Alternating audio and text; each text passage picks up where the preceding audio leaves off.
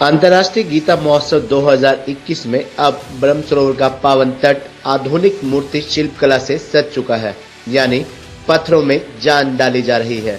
इस मूर्ति शिल्प कला का थीम महाभारत पर आधारित है। पवित्र ग्रंथ गीता और आजादी का अमृत महोत्सव भी इसका थीम माना गया है। इस आधुनिक मूर्ति शिल्प कला को करने का जिम्मा हरियाणा कला एवं सांस्कृतिक कार्य विभाग को सौंपा गया है। इसके लिए 8 से 10 टन के 21 काले संगमरमर पत्थर मंगवाए गए हैं और इन पत्थरों को तराश कर आगामी 18 दिनों में 5 से 10 फीट ऊंची 21 मूर्तियों का निर्माण किया जाएगा। इस विभाग की तरफ से सांस्कृतिक अधिकारी एवं प्रसिद्ध मूर्ति शिल्पकार हृदय कौशल सहित 21 युवा कलाकार आधुनिक मूर्ति शिल्प कला का कार्य करेंगे।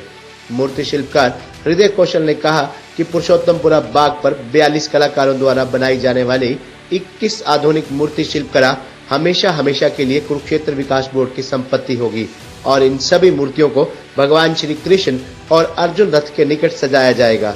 यह आधुनिक मूर्ति शिल्प कला न केवल लुप्त हो रही शिल्प कला को जीवित करने का अनोखा प्रयास होगी, अपितु इस शिल्प कला को अंतर्राष्ट्रीय गीता महोत्सव के मंच के माध्यम से अंतर्राष्ट्रीय स्तर पर एक नई पहचान भी मिलेगी। इस शिल्प कला से युवा कलाकारों को भी एक मंच मिलेगा और आधुनिक मूर्ति शिल्प कला देश विदेश से आने वाले पर्यटकों का आकर्षण का केंद्र भी बनेगी। नाम हृदय कौशल है। मैं कला एवं सांस्कृतिक कार्य विभाग में कला अधिकारी मूर्ति कला के पद पर कार्यरत हूँ। देखिए, कला और संस्कृति किसी भी राष्ट्र की धरोहर होती है। किसी भी राष्ट्र की उन्नति और उसका विकास उसकी कला संस्कृति पर निर्भर करता है। मोदी साहब भी कहते हैं कि जिस राष्ट्र की संस्कृति मजबूत वो राष्ट्र मजबूत, और इस पूरे विश्व में भारत जैसा राष्ट्र नहीं है और भारत जैसी संस्कृति नहीं है। उसी के इस पहलू में हरियाणा राज्य में अंतर्राष्ट्रीय गीता महोत्सव के दौरान हरियाणा कला एवं सांस्कृतिक कार्य विभाग को एक बहुत बड़ी जिम्मेदारी दी गई है आधुनिक मूर्ति शिल्प के नए पायदान को आगे बढ़ाने के लिए। कला एवं सांस्कृतिक कार्य विभाग काफ़ी समय से लुप्त होती कलाओं पर गहन अध्ययन कर उन्हें आगे विकास के लिए तत्पर आगे बढ़ाने का प्रयास कर रहा है। इसी पहलू में आज़ादी के अमृत महोत्सव पर कला एवं सांस्कृतिक कार्य विभाग और केडीबी और प्रशासन के सहयोग से एक ये बहुत राष्ट्रीय स्तर का बहुत बड़े लेवल का एक मूर्ति शिल्प शिविर का आयोजन किया जा रहा है। ये शिविर इतना विशाल है, इसमें 21 मूर्ति शिल्प बनेंगे। 21 होनहार युवा कलाकार अपने इसमें कार्य करके अपने कला का परिचय देंगे, जो सदियों तक भारत में हरियाणा राज्य में अपनी कला को धरोहर के रूप में संजोए हुए सामाजिक रूप से विकास को दिखाएगा। कला कल्याण की जननी है, इस पद को हम हमेशा महसूस करते हैं और वो कल्याण अब इस गीता जयंती में आपको देखने को मिलेगा। केडीबी के ने हमें ये स्पेस दिया काम करने के लिए, और कला एवं सांस्कृतिक कार्य विभाग के प्रिंसिपल सेक्रेटरी डी सुरेश और हमारे डायरेक्टर मैम प्रतिमा चौधरी, उन्होंने हमें अपने नेतृत्व में काम करने का अवसर दिया।